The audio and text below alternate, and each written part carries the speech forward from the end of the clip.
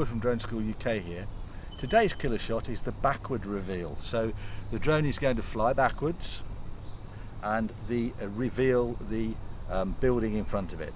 And the camera angle starts at -90, as in the forward reveal, and also goes, when it's flying back, the camera angle's coming up to -10. Also, to give it that extra dimension, it can also rise as well. So let's have a look at the video of the backward reveal.